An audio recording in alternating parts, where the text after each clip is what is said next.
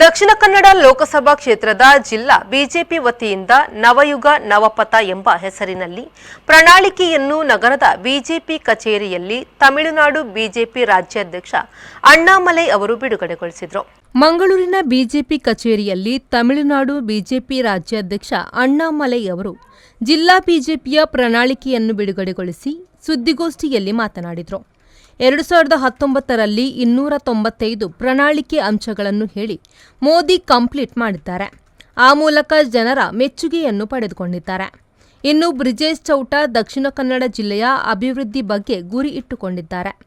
ಹಾಲಿ ಸಂಸದರು ಕೂಡ ಅಭಿವೃದ್ಧಿ ಯೋಜನೆಗಳನ್ನು ಮಾಡಿದ್ದಾರೆ ಎಂದ ಅವರು, ಕಾವೇರಿ ನೀರು ಹಂಚಿಕೆ ಬಗ್ಗೆ ಪ್ರತಿಕ್ರಿಯಿಸಿದ ಅವರು, ಈ ವಿಚಾರ ಸುಪ್ರೀಂ ಕೋರ್ಟ್ನಲ್ಲಿದೆ. ಇದರ ಬಗ್ಗೆ ರಾಜಕೀಯ ಮಾಡುವುದು ಸರಿಯಲ್ಲ. ಒಂದು ರಾಜ್ಯಕ್ಕೆ ಮಳೆ ಇಲ್ಲದಾಗ ನೀರು ಕೊಡುವುದು ಸಹಜ ಎಂದು ಹೇಳಿದರು. ನಮ್ಮೆಲ್ಲ ಗೊತ್ತಿರುತ್ತದೆ 2019 if anybody has the opportunity to look at our manifesto 2019 BJP Central Party Manifesto 295 point ಅದರಲ್ಲಿ ಇತ್ತು. We are the only political party in the country who we have honored our manifesto in 2019. We have completed all the agenda points. 295 point ಕೂಡ ನಾವು complete ಮಾಡಿ ಸರ್ಕಾರ complete 10 years complete ಮಾಡಿ ನಮ್ಮ ಪ್ರಧಾನಮಂತ್ರಿ ನರೇಂದ್ರ ಮೋದಿಜಿ ಅವರು he has released a new manifesto for 2024 to 2029. So ಈ ದೃಷ್ಟಿಕೋನದಲ್ಲಿ ಎಲ್ಲ ಕ್ಯಾಂಡಿಡೇಟ್ ಅವರು ಕೂಡ in line with honourable prime minister Narendra Modiji's vision, Modiji ಅವ್ರಿಗೆ ಏನು ವಿಷನ್ ಇದೆ ಏನೋ ನಮ್ಮ ಓವರ್ ಆಲ್ ಮ್ಯಾನಿಫೆಸ್ಟೋ ತಾವೆಲ್ಲರೂ ಕೂಡ ಗೊತ್ತಿರ್ತದೆ, ತಾವೆಲ್ಲರೂ ಕೂಡ ಅದರಲ್ಲಿ ಚರ್ಚೆ ಮಾಡಿದ್ದೀರಾ. ಇವತ್ತು ಆ ವಿಷನ್ ಪ್ರಕಾರ ಒಂದೊಂದು ಕ್ಯಾಂಡಿಡೇಟ್ ಕೂಡ ಒಂದು ಮ್ಯಾನಿಫೆಸ್ಟೋ ಮಾತಿಗೆ ಕೂಡ better word is like candidate set our captain Brijesh Chautaji sets a task seat. ಅವ್ರಿಗೆ ಅಸೈನ್ ಮಾಡಿರುವ ಟಾಸ್ಕು ನಮ್ಮ ಮುಂಚೆ ನಮಗೆ ಇಟ್ಟಿದ್ದಾರೆ. And we all know Nalin Kumar Kateel ji our senior leader, one of the best performing member of parliament, almost 1,17,000 crore ಅವ್ರು last 15 years Dakshina Kannada ಬೇರೆ ಬೇರೆ ರೀತಿಯಲ್ಲಿ ತಗೊಂಡು ಬಂದಿದ್ದಾರೆ. ನಾವು ಅವರ captain Brijesh Chautaji as he said, he wants to accelerate it further, take it to the next level. 9 points ಕೊಟ್ಟಿದ್ದಾರೆ. ಇನ್ಫ್ರಾಸ್ಟ್ರಕ್ಚರ್ನಲ್ಲಿ, ಟೂರಿಸಮ್ನಲ್ಲಿ, next generation man power potential utilise ಮಾಡೋದರಲ್ಲಿ ಎಲ್ಲ ಕೂಡ ಮೆನ್ಷನ್ ಮಾಡಿದ್ದಾರೆ. ಸೊ ನಮ್ಮೆಲ್ಲರೂ ಕೂಡ ದೊಡ್ಡ ನಂಬಿಕೆ ಇದೆ. Tomorrow is the last day of campaigning, ಆಮೇಲೆ silence period. Then 26 people will come out and vote. Our only request to people of Dakshin Kannada, BJP has served all of us very well. ನಮ್ಮ MLAs ಇರ್ಬೋದು, ನಮ್ಮ ಪಂಚಾಯತ್ನಲ್ಲಿ ಇರ್ಬೋದು, ನಮ್ಮ ಎಲ್ಲ level of ಗೌರ್ಮೆಂಟ್ನಲ್ಲಿ ಇರ್ಬೋದು, ಎಲ್ಲರೂ ಕೂಡ ನಮ್ಮ ಹತ್ರ ಭಾಳ ಕಷ್ಟಪಟ್ಟು ಕೆಲಸ ಮಾಡಿದ್ದಾರೆ ಎಲ್ಲ ರೀತಿಯಲ್ಲಿ ಕೂಡ. ಮತ್ತೊಮ್ಮೆ ತಾವು ಮೋದಿಯವ್ರಿಗೂ ಸಹಕಾರ ಕೊಡಲಿಕ್ಕೆ ದಕ್ಷಿಣ ಕನ್ನಡ ಜನರು ಎಲ್ಲರೂ ಕೂಡ ರೆಡಿ ಆಗಿದ್ದೀರಾ. 400ಕ್ಕೆ ಮೇಲೆ ಮೋದಿಯವರು ಬರಬೇಕು. ಈ ದಕ್ಷಿಣ ಕನ್ನಡದಲ್ಲಿ ಎಲ್ಲ ಕಡೆಯಲ್ಲಿ ಕೂಡ ಜನ ಮಾತಾಡ್ತಾ ಇದ್ದಾರೆ. ಬೆಳಿಗ್ಗೆ ಎದ್ದು ನೋಡಿಕೊಂಡು ಬಂದಿದ್ದೀವಿ. ಕ್ಯಾಪ್ಟನ್ ಬ್ರಿಜೇಶ್ ಚೌಟ ಅವ್ರಿಗೂ ದೊಡ್ಡ ಒಂದು ಬೆಂಬಲದಲ್ಲಿ with lot of support we are very very confident that people of Dakshina Kannada, voters of Dakshina Kannada will elect Captain Brajesh Chautaji with a very big margin, very big margin, because it is a continuity of work he is going to do. Patil Saibare ಮಾಡಿದ್ದಾರೆ, continuity of work ಮುಂದೆ ತಗೊಂಡು ಹೋಗ್ತಾರೆ. So we thank all the press people for coming. ನನಗೆ ಇವತ್ತು ಬೆಳಗ್ಗೆ ಇದ್ದು ಸ್ವಲ್ಪ ಸುಳ್ಯ ಕಡೆ, ಪುತ್ತೂರು ಕಡೆ, ಫಾರಿನ್ಪೇಟ್ ಕಡೆ ಎಲ್ಲ ಕಡೆ ಹೋಗ್ಲಿಕ್ಕೆ ಒಂದು opportunity. Everywhere hot sun, but ಜನ ಎಂಥೂಸಿಯಾಸಮ್ನಲ್ಲಿ ಭಾಳ ಒಳ್ಳೆಯ ರೀತಿಯಲ್ಲಿ ಒಂದು ಸಹಕಾರ ಕೊಟ್ಟಿದ್ದರು ಎಲ್ಲ ಕಡೆಯಲ್ಲಿ ಕೂಡ. ಅವರ ಒಳ್ಳೆಯ appeal phase one elections on April 19. ಎಲ್ಲ ಕಡೆಯಲ್ಲಿ ಕೂಡ ಹೀಟ್ ವೇವ್ ಸ್ವಲ್ಪ ಕೆಲವು ಸ್ಟೇಟ್ನಲ್ಲಿ voting percentages drop down. Tamil Nadu 3% drop ಆಯಿತು, ರಾಜಸ್ಥಾನ್ ಎಲ್ಲ ಕಡೆಯಲ್ಲಿ ಕೂಡ heat wave, very heavy heat wave from 12 to 4:30. But we hope and pray Karnataka phase 1, specially Dakshina Kannada coastal ರೀಜನ್ನಲ್ಲಿ ಜನ ಇದೆಲ್ಲ ಪ್ಲ್ಯಾನ್ ಮಾಡಿ ಅರ್ಲಿ ಮಾರ್ನಿಂಗ್ ಯಾರು ಬಂದು ವೋಟ್ ಮಾಡಬೇಕೋ ಬಂದು ವೋಟ್ ಮಾಡ್ತಾರೆ, ಲೇಟ್ ಈವ್ನಿಂಗ್ ಯಾರು ಬಂದು ವೋಟ್ ಮಾಡಬೇಕೋ ವೋಟ್ ಮಾಡ್ತಾರೆ. So we believe in such a literate place where the level of education is so high. Last time was 79% voting percentage ittu. Ee baari they will push it to more than 85. That is our hope and prayer that people will come out and vote despite the heat wave, which you and me can't control it. ಇವತ್ತು ಕೂಡ ತಾವು ನೋಡ್ತಾ ಇದ್ವಿ, ಇಂಡಿಯಾದಲ್ಲಿ ತುಂಬ ಕಡೆ historic temperature is recorded. But ದಕ್ಷಿಣ ಕನ್ನಡದಲ್ಲಿ ಇದೆಲ್ಲ ದಾಟಿ ಜನ ಬರ್ತಾರೆ. The party has also made adequate arrangements. ಎಲ್ಲ ಕಡೆಯಲ್ಲಿ ಕೂಡ ನೀರು ಇರ್ಬೋದು, ಮಜ್ಜಿಗೆ ವ್ಯವಸ್ಥೆ ಇರ್ಬೋದು, ಎಲ್ಲ ಕಡೆಯಲ್ಲಿ ಕೂಡ ಮಾಡಿರ್ತಾರೆ. ಎಲೆಕ್ಷನ್ ಕಮಿಷನ್ ನಾರ್ಮ್ಸ್ ಒಳಗಡೆ ಏನೆಲ್ಲ ಒಂದು ಪೊಲಿಟಿಕಲ್ ಪಾರ್ಟಿ ಮಾಡಬಹುದು ಎಲ್ಲ ಮಾಡ್ತಾ ಇದ್ದಾರೆ. ಸೊ ಜನ ಬಂದು ದಯವಿಟ್ಟು ಅರ್ಲಿ ಮಾರ್ನಿಂಗ್ ಪ್ಲ್ಯಾನ್ ಮಾಡಿ 7 o'clock when it starts, 7 to 9:30, 10 o'clock ಎಲ್ಲ ದೊಡ್ಡವರು ಇರ್ತಾರೆ. ಎಲ್ಲರೂ ಕೂಡ ಬಂದು ವೋಟ್ ಮಾಡಬೇಕು. That is very important. That is our appeal through press friends. ಇಲ್ಲಿರುವ ಎಲ್ಲ ಪ್ರೆಸಿಡೆಂಟ್ಸ್ ಮೂಲಕ ದಕ್ಷಿಣ ಕನ್ನಡದಲ್ಲಿರುವ ಎಲ್ಲ ಮಿತ್ರರು ಕೂಡ ಅಪೀಲ್ ಮಾಡ್ತಾ ಇದ್ದೀವಿ, ನಾವು ವೋಟ್ ಮಾಡಬೇಕು. It is very important. Your vote matters to Narendra Modiji, to our candidate captain Brijesh Chautaji. I thank all the presidents for turning up. My apologies again. ಇನ್ನು ಬಿಜೆಪಿ ಅಭ್ಯರ್ಥಿ ಬ್ರಿಜೇಶ್ ಚೌಟ ಮಾತನಾಡಿ, ಸಂಪರ್ಕ, ಮೂಲಸೌಕರ್ಯ ಅಭಿವೃದ್ಧಿಯಲ್ಲಿ ದಾಪುಗಾಲು, ಕೈಗಾರಿಕೆ ಮತ್ತು ಬಂಡವಾಳ ಆಕರ್ಷಣೆ, ಪ್ರವಾಸೋದ್ಯಮ, ರಾಣಿ ಅಬ್ಬಕ್ಕ ಹೆಸರಿನಲ್ಲಿ ಸೈನಿಕ ಶಾಲೆ ಸ್ಥಾಪನೆಗೆ ಹೆಚ್ಚಿನ ಒತ್ತು ನೀಡಲಾಗುವುದು ಎಂದು, ಜೊತೆಗೆ ಕರಾವಳಿಯ ಅಭಿವೃದ್ಧಿ ಮತ್ತು ಭದ್ರತೆಗೆ ಹೆಚ್ಚಿನ ಮಹತ್ವ ನೀಡಲಾಗುತ್ತದೆ ಎಂದು ಹೇಳಿದರು. ಇದೊಂದು ಟಾಸ್ಕ್ ಶೀಟ್ ಅಥವಾ ಕಾರ್ಯಸೂಚಿ, ನನಗೆ ನಾನೇ ಹಾಕಿರುವಂತಹ ಒಂದು ಟಾಸ್ಕ್ ಶೀಟ್ ಮತ್ತು ಕಾರ್ಯಸೂಚಿ. ಈ 9 ಫೋಕಸ್ ಏರಿಯಾಸ್ಗಳನ್ನು ಇಟ್ಟು ದಕ್ಷಿಣ ಕನ್ನಡ ಜಿಲ್ಲೆಯನ್ನು ಪ್ರಧಾನಮಂತ್ರಿಯವರ ಕಲ್ಪನೆಯ ವಿಕಸಿತ ಭಾರತ 2047ಕ್ಕೆ ವಿಕಸಿತ ಭಾರತದ ಕಲ್ಪನೆ ಏನಿದೆ, ಆ ವಿಕಸಿತ ಭಾರತಕ್ಕೆ ಒಂದು ಪೂರಕವಾದ ವಿಕಸಿತ ದಕ್ಷಿಣ ಕನ್ನಡವನ್ನು ನಿರ್ಮಾಣ ಮಾಡಬೇಕು. ಈ 9 ಫೋಕಸ್ ಏರಿಯಾಸ್ಗಳನ್ನು ಟಚ್ ಮಾಡಬೇಕು ಅನ್ನುವಂಥ ಒಂದು ಕಲ್ಪನೆಯನ್ನು ಇಟ್ಕೊಂಡು ಈ ಕಾರ್ಯಸೂಚಿಯನ್ನು ರಚನೆ ಮಾಡಿದ್ದೇವೆ.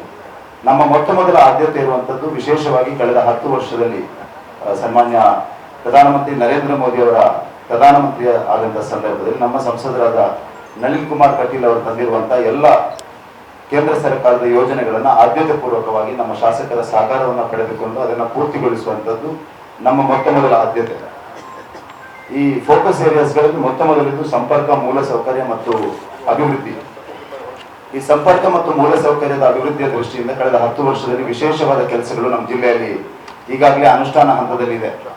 ನಮ್ಮ ಜಿಲ್ಲೆಯಲ್ಲಿರುವಂತಹ ಹೆದ್ದಾರಿಗಳಲ್ಲಿ ಬಿಸಿ ರೋಡ್ ಮತ್ತು ಅಡ್ಡಹೊಳೆ ಮಧ್ಯೆ ಹೆದ್ದಾರಿ ಕಾಮಗಾರಿ ಈಗ ಅನುಷ್ಠಾನದ ಹಂತದಲ್ಲಿದೆ. ಅದನ್ನು ಪೂರ್ತಿಗೊಳಿಸುವಂಥದ್ದು ನಮ್ಮ ಆದ್ಯತೆ ಆಗಿರುತ್ತದೆ.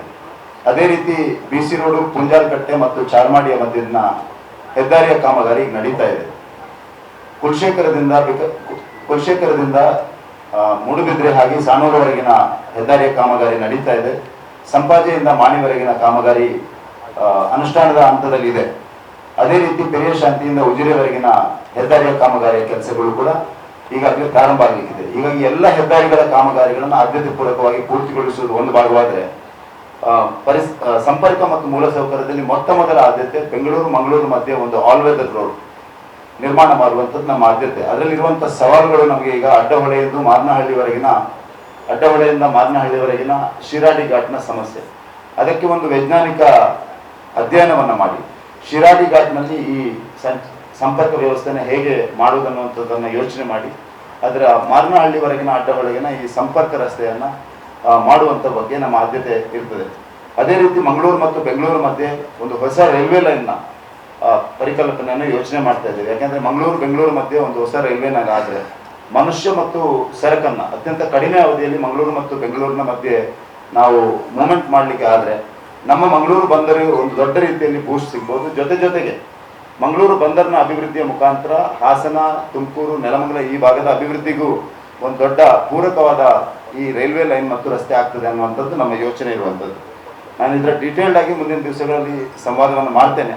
ಈ ಸಂದರ್ಭದಲ್ಲಿ 2ನೇ ಫೋಕಸ್ ಏರಿಯಾ ಕೈಗಾರಿಕೆ ಮತ್ತು ಬಂಡವಾಳ ಆಕರ್ಷಣೆಯ ವಿಷಯದಲ್ಲಿ ಕೆಲಸವನ್ನು ಮಾಡಬೇಕಂತ ಇದೆ.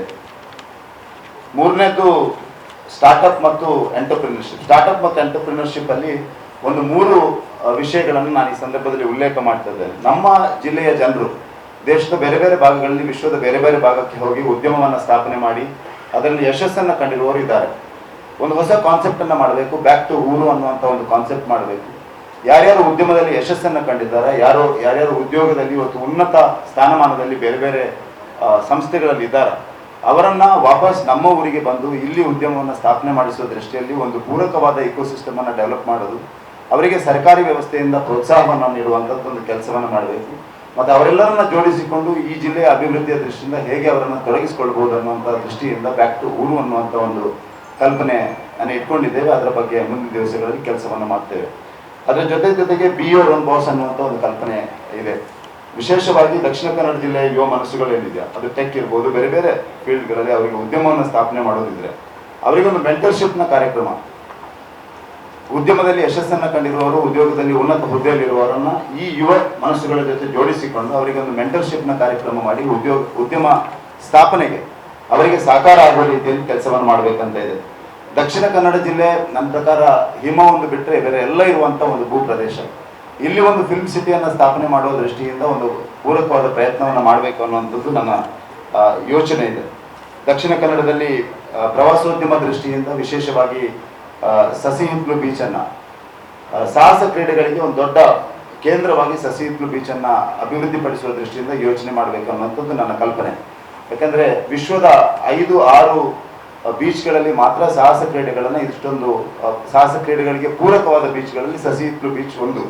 ಹಾಗಾಗಿ ಸರ್ಫಿಂಗ್, ಪ್ಯಾಡ್ಲಿಂಗ್ ಈ ದೃಷ್ಟಿಯಿಂದ ಇವತ್ತು ಪ್ರೈವೇಟ್ ಆಗಿ ತುಂಬ ಜನರು ಅಲ್ಲಿ ಮಾಡ್ತಾ ಇದ್ದಾರೆ. ಅದಕ್ಕೆ ಸರ್ಕಾರಿ ವ್ಯವಸ್ಥೆಯನ್ನು ಜೋಡಿಸಿಕೊಂಡು ಪ್ರೈವೇಟ್ ಸೆಟಪ್ಪನ್ನು ಜೋಡಿಸಿಕೊಂಡು ಹೇಗೆ ಆ ಬೀಚನ್ನು ಅಭಿವೃದ್ಧಿಪಡಿಸಬಹುದು ಅನ್ನೋಂಥ ಒಂದು ಯೋಚನೆ ಕೂಡ ಮಾಡಬೇಕಂತ ಇದೆ. ಅದರ ಜೊತೆಗೆ ಟೆಂಪಲ್ ಟೂರಿಸಂ, ಇಕೋ ಟೂರಿಸಂ ಬಗ್ಗೆಯೂ ಯೋಚನೆ ಮಾಡಬೇಕಂತ ಇದೆ. ಅದೇ ರೀತಿ ನಾರಿ ಶಕ್ತಿಯ ಬಗ್ಗೆ ಒಂದು ಸ್ವಲ್ಪ ಗಮನ ಕೊಡಬೇಕು. ಕಲ್ಚರಲ್, ಸಂಸ್ಕೃತಿ ಮತ್ತು ಪರಂಪರೆ ದೃಷ್ಟಿಯಿಂದ ಯೋಚನೆ ಮಾಡಬೇಕು ಅಂತ ಇದೆ. ಇದರ ಜೊತೆಗೆ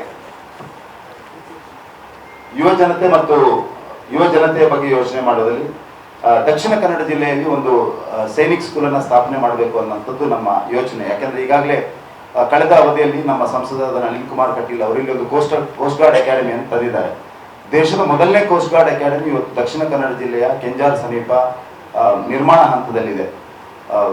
ಇವತ್ತು ದೇಶದ ಬೇರೆ ಬೇರೆ ಟ್ರೈನಿಂಗ್ ಅಕಾಡೆಮಿಗಳಲ್ಲಿ OTA ಚೆನ್ನೈ ಇರಬಹುದು, IMA ದೇಹರಾದೂನ್ ಇರಬಹುದು, NDA ಖಡಕ್ವಾಸ್ಲಾ ಪುಣೆ ಇರಬಹುದು. ಇದೇ ರೀತಿಯಲ್ಲಿ ಇವತ್ತು ಕೋಸ್ಟ್ ಗಾರ್ಡ್ ಅಕಾಡೆಮಿ ಮಂಗಳೂರಿನ ಹೆಸರನ್ನ ಒಂದು ದೇಶದಾದ್ಯಂತ ಹೆಸರುವಾಸಿ ಆಗ್ಲಿಕ್ಕಿದೆ. ಅದಕ್ಕೆ ಪೂರಕವಾದಂಥ ಒಂದು ಸೈನಿಕ್ ಸ್ಕೂಲನ್ನು ನಿರ್ಮಾಣ ಮಾಡುವಂಥ ಒಂದು ಯೋಚನೆ ಕೂಡ ನಮ್ಮ ಮನಸ್ಸಲ್ಲಿ ಇದೆ. ಯುವ ಜನರ ಜೊತೆ ಮತ್ತು ದಕ್ಷಿಣ ಕನ್ನಡದ ಸ್ಟೇಕ್ ಹೋಲ್ಡರ್ಸ್ ಜೊತೆ ನಿರಂತರವಾದ ಸಂಪರ್ಕವನ್ನು ಇಟ್ಕೊಳ್ಬೇಕು. ಅವ್ರ ಜೊತೆ ಸಂವಾದವನ್ನು ಮಾಡಬೇಕು. ಅವರ ಅಭಿಪ್ರಾಯವನ್ನು ಜಿಲ್ಲೆಯ ಅಭಿವೃದ್ಧಿಯ ದೃಷ್ಟಿಯಿಂದ ಜೋಡಿಸ್ಕೊಳ್ಬೇಕು ಅನ್ನೋಂಥ ದೃಷ್ಟಿಯಿಂದ ಕ್ಯಾಚಪ್ ವಿತ್ ಕ್ಯಾಪ್ಟನ್ ಅನ್ನುವಂಥ ಒಂದು ರೆಗ್ಯುಲರ್ ಇಂಟರ್ವಲ್ ಅಲ್ಲಿ ಜನರ ಜೊತೆ ಬೇರೆ ಬೇರೆ ಸ್ಟೇಕ್ ಹೋಲ್ಡರ್ಸ್ ಜೊತೆ ಸಂವಾದ ಮಾಡುವಂಥ ಒಂದು ಕಾನ್ಸೆಪ್ಟ್ ಅನ್ನು ಕೂಡ ನಾವು ಡೆವಲಪ್ ಮಾಡಬೇಕಂತ ಇದೆ. ಅದರ ಜೊತೆಗೆ ಕರಾವಳಿಯ ಅಭಿವೃದ್ಧಿ ಮತ್ತು ಭದ್ರತೆ ಒಂದು ಸೈನಿಕನಾಗಿ ಕೆಲಸ ಮಾಡಿ ಒಂದು ಸೆಕ್ಯೂರಿಟಿ ಪರ್ಸ್ಪೆಕ್ಟಿವ್ ದೃಷ್ಟಿಯಿಂದ ಇವತ್ತು ನಮ್ಮ ಕರಾವಳಿ ದಕ್ಷಿಣ ಕನ್ನಡ ಜಿಲ್ಲೆ ವಿಶೇಷವಾಗಿ ಸೆಕ್ಯೂರಿಟಿ ದೃಷ್ಟಿಯಿಂದ ಸ್ವಲ್ಪ ವಲ್ನರೇಬಲ್ ಆಗಿ ತುಂಬ ವಿಷಯಗಳಲ್ಲಿ ಇದೆ. ವಿಶೇಷವಾಗಿ ಪ್ರವೀಣ್ ನೆಟ್ಟಾರ್ನ ಹತ್ಯೆ ನಡೆದ ನಂತರ ನಮ್ಮ ಸಂಸದರ ಆಗ್ರಹದ ಮೇರೆಗೆ, ನಮ್ಮ ಶಾಸಕರ ಆಗ್ರಹದ ಮೇರೆಗೆ, ವಿಶೇಷವಾಗಿ ನಮ್ಮ ರಾಜ್ಯ ಸರ್ಕಾರ ಇರುವಂತಹ ಸಂದರ್ಭದಲ್ಲಿ ಕೇಂದ್ರಕ್ಕೆ ಒತ್ತಡವನ್ನು ಹಾಕಿ ನಮ್ಮ ಕೇಂದ್ರದ ಗೃಹ ಸಚಿವರಾದಂಥ ಅಮಿತ್ ಶಾ ಅವರು PFIನ ನಿಷೇಧದ ಹಂತದವರೆಗೆ ಆ ವ್ಯವಸ್ಥೆಯನ್ನು ತಂದು ನಿಲ್ಲಿಸಿದ್ದಾರೆ. ಇವತ್ತು PFIನ NIA ತನಿಖೆ ಮುಖಾಂತರ ಇವತ್ತು PFIನ ತುಂಬ ಸ್ಲೀಪರ್ ಸೆಲ್ಗಳು ದಕ್ಷಿಣ ಕನ್ನಡದಲ್ಲಿ ಇದೆ. ಒಂದು ಇಸ್ಲಾಮಿಕ್ ಮೂಲಭೂತವಾದ ಒಂದು ನೆಟ್ವರ್ಕ್ ದಕ್ಷಿಣ ಕನ್ನಡದಲ್ಲಿ ಇದೆ ಅನ್ನುವಂಥದ್ದು ಎಲ್ರಿಗೂ ಗೊತ್ತಿರುವಂಥ ವಿಷಯ. ಹಾಗಾಗಿ ಇದನ್ನ ಇದು ಮಾಡುವ ದೃಷ್ಟಿಯಿಂದ ಕರಾವಳಿ ಭದ್ರತೆಯ ದೃಷ್ಟಿಯಿಂದ ಒಂದು ವಿಶೇಷ ಆದ್ಯತೆಯನ್ನು ಕೊಡಬೇಕು. ಕರಾವಳಿಯಲ್ಲಿ ಆ ದೃಷ್ಟಿಯಿಂದಲೂ ಮಂಗಳೂರು-ಬೆಂಗಳೂರು ರಸ್ತೆ ಮತ್ತು ಮಂಗಳೂರು-ಬೆಂಗಳೂರು ರೈಲ್ವೆ ಲೈನನ್ನು ಅದಕ್ಕೆ ಒಂದು ಸ್ಟ್ರಾಟಜಿಕ್ ಇಂಪಾರ್ಟೆನ್ಸ್ ಅನ್ನು ಅಕಾರ್ಡ್ ಮಾಡಿ ಆ ರಸ್ತೆಯನ್ನು ಪೂರ್ತಿಗೊಳಿಸುವ ದೃಷ್ಟಿಯಿಂದ ಕೆಲಸ ಮಾಡಬೇಕಂತ ಇದೆ. ಸಮಯದ ಕೊರತೆ ಇದೆ, ಅವರಿಗೂ ಹೋಗ್ಲಿಕ್ಕೆ ಇದೆ. ನಾನು ಖಂಡಿತವಾಗಿಯೂ ಎಲ್ಲ ಪತ್ರಿಕಾ ಬಂಧುಗಳ ಜೊತೆ ಒಂದು ಸಂವಾದವನ್ನು ಮಾಡ್ತೇನೆ. ಸುದ್ದಿಗೋಷ್ಠಿಯಲ್ಲಿ ಸಂಸದ ನಳಿನ್ ಕುಮಾರ್ ಕಟೀಲ್, ಶಾಸಕರಾದ doctor Y Bharat Shetty, D Vedavyas Kamath, ಜಿಲ್ಲಾಧ್ಯಕ್ಷ ಸತೀಶ್ ಕುಂಪಲ, ಮೇಯರ್ ಸುಧೀರ್ ಶೆಟ್ಟಿ ಕಣ್ಣೂರು ಸೇರಿದಂತೆ ಮೊದಲಾದವರು ಉಪಸ್ಥಿತರಿದ್ದರು. Nagesh Kavoor, V4 news, Mangaluru.